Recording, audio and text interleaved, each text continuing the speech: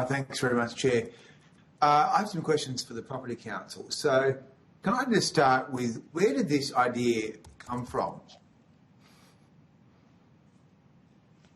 I think you're on mute, Mr. Zorbas, yeah. So I guess the question is, where did the idea of having a tax cut for foreign fund managers come from? You mean originally? 10 years ago, yes. So idea that was put to the government, or whether the government had this as part of their election promises. So maybe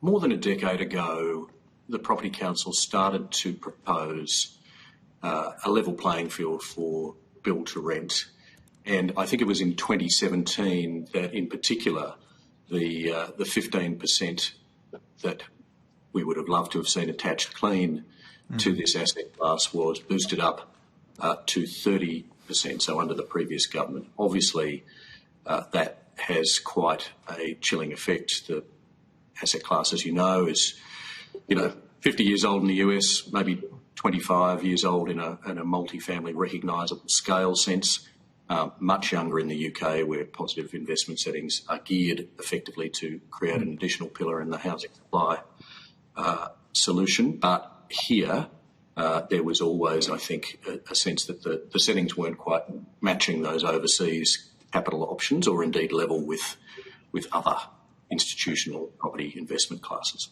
Okay, so basically it's an idea that's been bandied around, but this announcement was made in the budget last year, wasn't it, or the year before?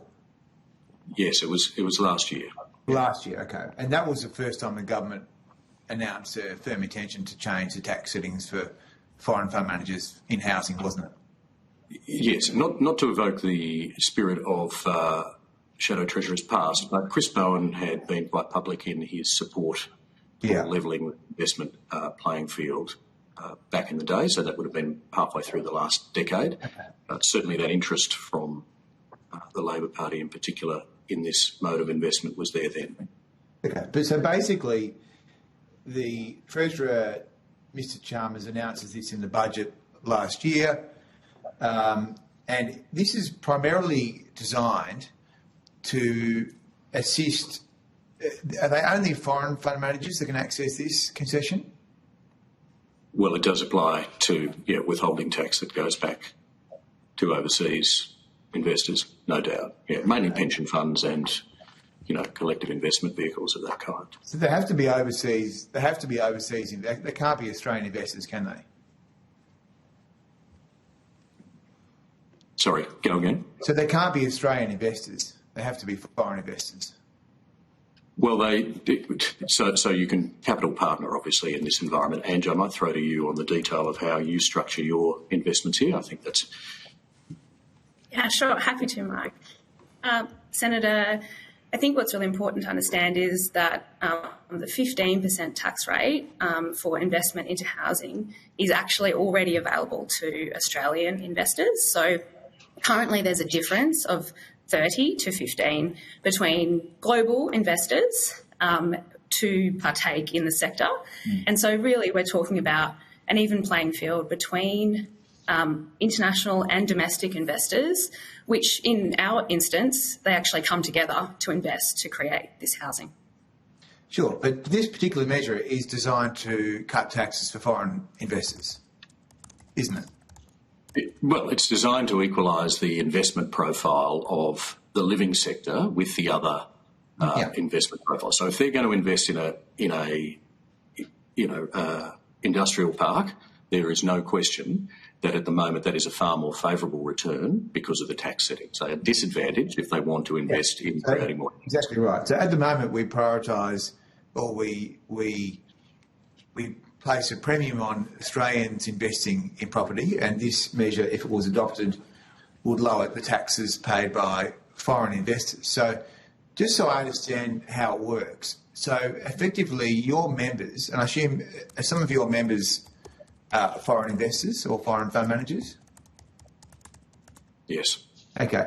So this is what I understand how it works. So they would run a trust which would then invest into property, build-to-rent property, and then it would be the investors into those trusts that would get the tax benefit. Is that right? Yes, and any allied, domestic operator that was partnering with us, as we would have here in the case of Mirvac. I think that's fair to say, Ange, isn't it? Yeah. So it doesn't change the tax rate for the companies. It changes the tax rate for the final investor. Okay.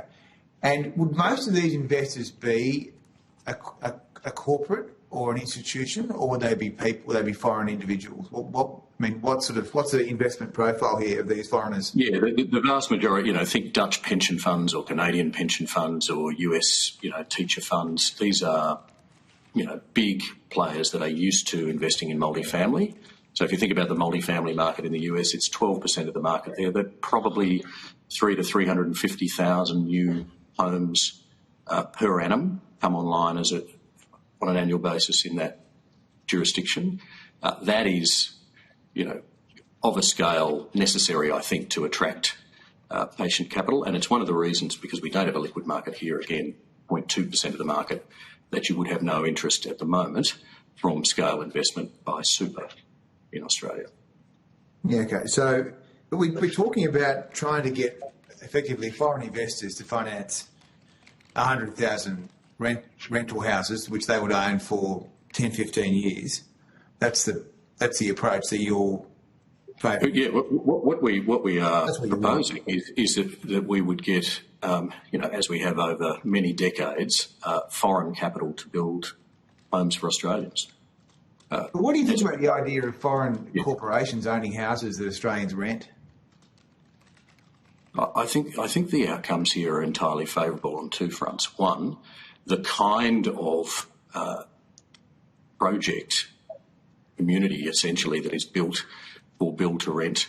If we're talking 400 or 500 people in an apartment complex, much higher amenity for the individuals who are there, longer tenure by virtue of the fact that the incentives of that patient capital are to keep as many people for as long as possible. So there's much greater personalisation in the individual units and far greater communal support, professionally managed and obviously well located, because these sorts of projects are best found near public transport, and that's certainly been the experience in the Northern Hemisphere. And then the second piece, and I know we disagree on this, Senator, the fact is this is actually a platform and a pathway for patient saving by individuals. If you're not moving on as rapidly as you are in the general rental market, and those numbers are pretty adverse in places like Melbourne and Sydney, where you can be moving every 2.5 years at a cost of thousands of dollars.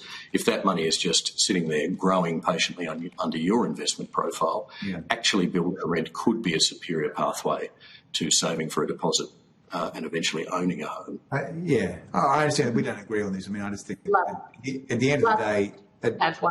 What's that? Last question. At the end of the day, if you want to be...